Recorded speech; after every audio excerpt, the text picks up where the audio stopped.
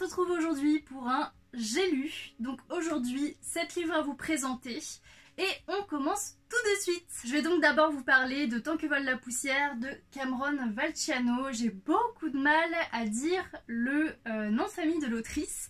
Donc c'est une réécriture de Peter Pan qui est extrêmement intéressante. Pourquoi? Eh bien tout simplement parce que on va suivre Wendy qui est devenue maman de Jane. Et il se trouve que Jane a disparu depuis un petit moment. La dernière fois qu'elle a vu Jane, c'est quand Peter Pan l'a emmenée au pays de nulle part. Et du coup, elle se doute bien qu'il se passe quelque chose là-bas. Et elle tombe dans des addictions assez importantes, assez intenses. Elle va donc partir à la recherche de sa fille en compagnie du capitaine Hook. Oui, Wendy et le capitaine Hook vont aller ensemble au pays de nulle part chercher Wendy et puis régler certaines petites choses avec Peter Pan. Donc comme vous l'aurez compris, on suit ici Wendy et le capitaine Hook, donc c'est-à-dire qu'on va s'attarder sur ces deux personnages durant toute l'histoire. Et du coup au départ j'étais un peu dubitative en fait. Au départ j'aimais pas du tout la relation capitaine Hook et Wendy, je trouvais que c'était trop bizarre. Et au fur et à mesure de ma lecture, j'ai appris à aimer ce duo, à finalement voir qu'il y avait beaucoup plus que je ne pensais au départ et que finalement c'est un très joli duo. Voilà, faut même savoir qu'à la fin quand même j'ai failli pleurer quoi. C'était difficile, voilà. C'est des personnages qui ont chacun leur caractère mais que j'ai vraiment beaucoup apprécié. Ils sont très bien travaillés et comme d'habitude en fait chez Magic Mirror, je me suis attachée à eux vraiment, c'était... En fait surtout la fin, voilà, surtout la fin, c'est là où je me suis vraiment rendu compte que j'aimais ces personnages et qu'ils allaient me manquer. Donc ici on est très loin du Disney, hein. Peter Pan n'est pas le gentil garçon qui protège les enfants perdus et tout ça, non non non. Et le capitaine Hook n'est pas aussi méchant que dans le Disney. Et Wendy, Wendy elle est complètement différente, voilà. J'ai beaucoup aimé le travail de l'autrice parce qu'elle a fait quelque chose de moderne. Elle a fait un conte revisité moderne, donc c'est-à-dire avec des valeurs et des messages d'aujourd'hui. C'est-à-dire que l'autrice parle dans ce livre de violences sexuelles, de violences physiques, mentales, de féminisme, de la cause LGBTQ+, des addictions et j'en passe encore. Et quand elle aborde ces thèmes, elle le fait de manière, je dirais, accrochante. Voilà, c'est accrocheur, ça marque, ça reste à l'esprit. Et quand on lit ces passages-là, on se dit, bah ouais, en fait, effectivement. Plusieurs fois, je me suis sentie très mal à l'aise et c'est exactement le but de l'autrice, c'est de nous mettre mal à l'aise pour que le lecteur, moi, vous, nous, on comprenne les messages que voulait nous transmettre l'autrice. Donc clairement c'est un sans faute, j'ai vraiment apprécié cette lecture. Maintenant le seul et unique défaut de ce livre, c'est la lenteur. À plusieurs reprises j'ai trouvé que c'était très lent, que ça traînait un petit peu. Mais à part ça, il n'y a rien à dire et je lui mets un 9 sur 10. Je vais maintenant vous parler de Un tout petit bout d'elle de Raphaël Beuchot et Zidrou. Donc ici c'est une bande dessinée qui traite de l'excision. Donc je vais vous montrer quelques planches. Donc on va suivre un homme qui travaille dans un chantier, enfin quelque chose comme ça, je me suis pas trop attardée dessus. Et du coup va tomber amoureux de cette femme là qui s'appelle Antoinette. Et ici c'est sa fille Marie-Léontine. Et lors d'un rapport sexuel, il va se rendre compte que Antoinette possède une cicatrice. Et c'est là qu'il va comprendre ce qu'est l'excision. Et surtout découvrir ce que c'est, en parler autour de lui. Enfin voilà, c'est une BD qui se veut préventive et informative, voilà, parce que l'excision c'est quelque chose qu'on ne connaît pas forcément, on ne sait pas forcément ce que c'est. Donc pour faire un résumé très bref, c'est l'ablation du clitoris ou des parties supplémentaires ou des parties en moins. Tout est expliqué en détail à la fin de la BD. J'ai beaucoup aimé cette lecture parce que c'est vrai que je n'ai jamais vu de BD sur ce thème là et que c'est très important parce qu'on est encore trop nombreux à ne pas savoir ce que c'est, à ne pas comprendre et à ne pas en avoir connaissance. Voilà, donc ça c'est une très bonne BD en fait. Il y a des passages qui m'ont choquée, mais c'est justement là tout l'intérêt, c'est de prendre au tripes le lecteur et de lui envoyer le message, c'est pas possible, ça ne peut pas continuer.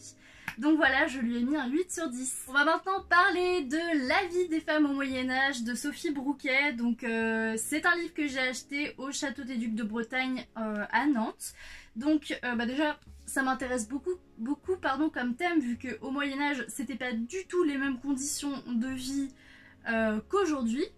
Et je voulais voir un petit peu où ça en était au niveau des femmes en fait au Moyen-Âge, et aussi parce que j'ai eu un cours sur les âges et les époques et c'était très intéressant, donc je voulais voir un petit peu tout ça. Donc je vais vous présenter le livre. Donc ça se présente comme ça en fait. Ce que j'aime beaucoup, c'est que ça fait vraiment manuel d'histoire. Vous avez le texte là, puis la petite illustration à côté. Ça me rappelle, enfin moi en tout cas, ça me rappelle vraiment les livres de cours. Donc évidemment il y a plusieurs chapitres, et le chapitre que j'ai le plus aimé c'est les âges de la vie, donc c'est-à-dire de la petite fille, de l'adolescente, jeune femme, adulte entre guillemets, et la personne âgée, la femme âgée.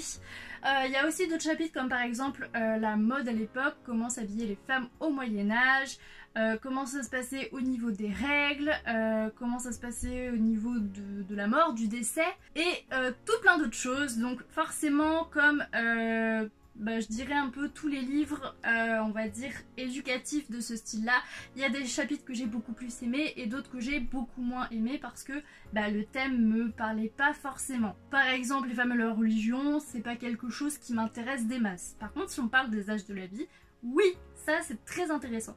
Et on parle aussi de la beauté, les critères de beauté et tout ça, c'est super intéressant. Donc voilà, comme je vous le disais, c'est un format qui me rappelle vraiment les livres de cours, et j'aime beaucoup la mise en page et les illustrations, c'est cool, hein, voilà. Et aussi, on arrive à bien définir les chapitres, puisque chaque chapitre commence par une en-tête comme ça, avec une grande illustration, une page colorée, donc on ne peut clairement pas se tromper. Alors, pour un féru d'histoire, effectivement, je pense que c'est un livre, on va dire, de vulgarisation, hein. Je pense qu'il n'entre pas du tout dans les grandes lignes.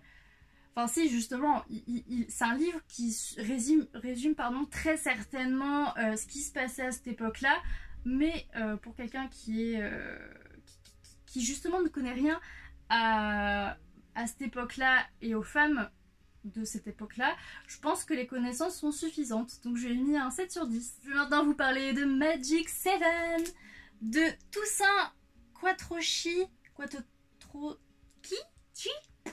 et La Barbera. Je sais même plus de quoi ça parle, très honnêtement.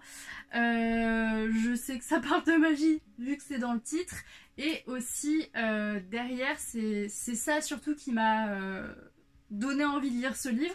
C'est qu'en fait ici vous avez les 3 personnages qu'on découvre dans ce tome là, et pour découvrir les autres il faut lire la suite. Et en fait, chaque personnage a un pouvoir spécifique. Donc par exemple, Hamelin, il est chaman, Léo, spirit, et Farah, elle est démoniste. Donc voilà, je trouvais ça super sympa. Je vais vous montrer les illustrations. Hop. Et du coup, j'ai tout simplement abandonné assez rapidement cette BD. Parce que je trouvais que ça allait trop vite en fait. Voilà, je trouvais que les transitions étaient très mauvaises. C'est pas ça, mais admettons que cette planche se déroule à la piscine, et juste en dessous ça va se dérouler, je sais pas moi, dans une ferme. Voilà. C'est un exemple, hein, bien sûr c'est pas du tout ce qu'il y a là. Mais du coup voilà, je trouvais que les transitions n'étaient pas bien faites, et du coup ça me freine, voilà, ça m'a beaucoup freiné. Parce que je me perdais dès le début, donc ça servait juste à rien de continuer. Et du coup, voilà, c'est un abandon. Amandine, donc Météora Books, m'a gentiment offert du poète à la nymphe de Luc Arbogast, qui est dédicacé bien entendu, hein, voilà.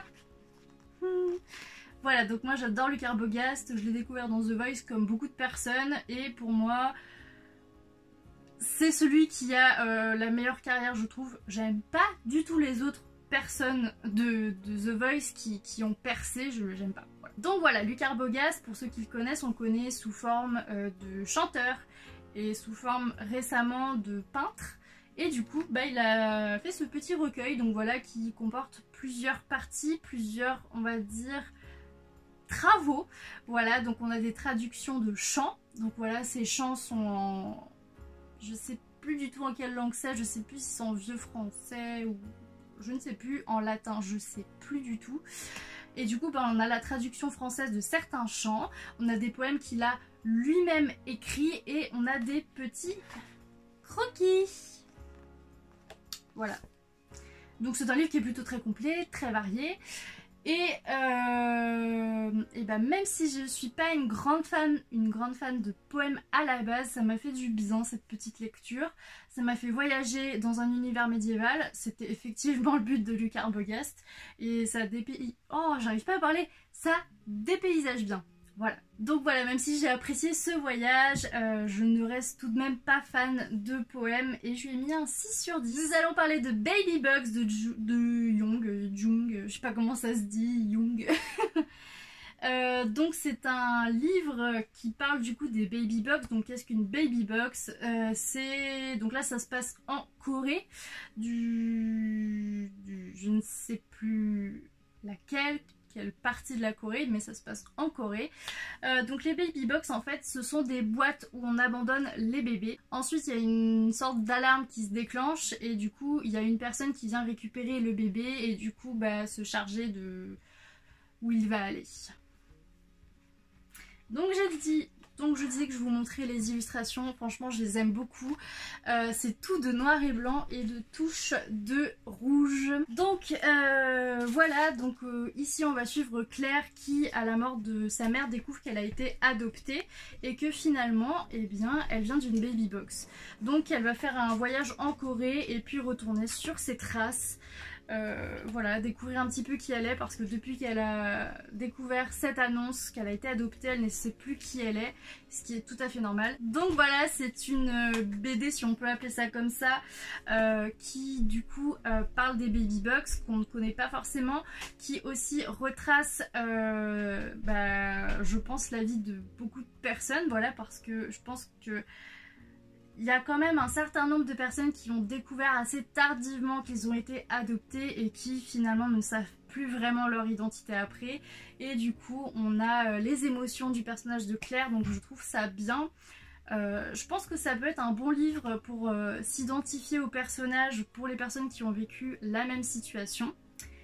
Et du coup je lui ai mis un 6 sur 10. On arrive au dernier livre, donc il s'agit de Loin de l'île de Yvan Landis. C'est un livre qui m'intéressait beaucoup par son résumé que je trouvais absolument génial. Donc il faut savoir que je l'ai eu légèrement avant le confinement et que du coup ici on va parler d'un homme qui, sans faire exprès évidemment, revient de voyage et du coup transmet un virus à toute la population. Voilà, donc je l'ai lu pendant le confinement. Voilà.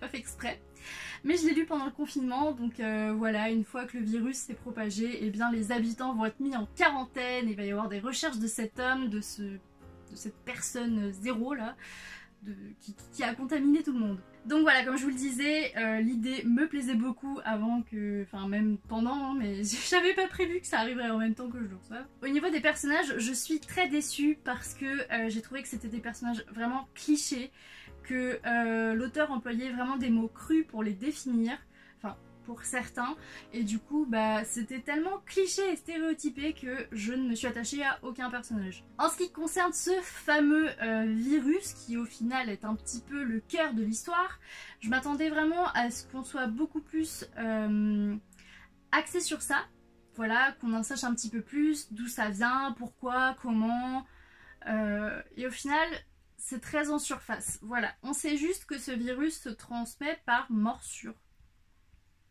Et puis bah voilà. C'est un peu dommage que l'auteur se soit pas plus attardé dessus parce que c'était vraiment très intéressant. Du moins ça aurait pu l'être. Donc au niveau de l'action c'est pareil, je suis pas fan. C'est un thème où il peut y avoir énormément d'action, énormément de rebondissements. Et finalement je trouve que l'auteur n'a pas assez travaillé sur ça, sur l'action. Et du coup bah, c'était quand même plutôt très plat, malgré tout quand même, malgré que je n'ai pas vraiment aimé ma lecture, je peux même dire je n'ai pas aimé ma lecture, il a quand même des qualités, il y a une bonne structure, il y a des bonnes idées, l'auteur a une très belle plume, c'est juste que ça ne l'a pas fait avec moi. Mais en tout cas l'idée de base était extrêmement intéressante. Cette vidéo J'ai lu est terminée, j'espère qu'elle vous aura plu et je vous fais des bisous, salut!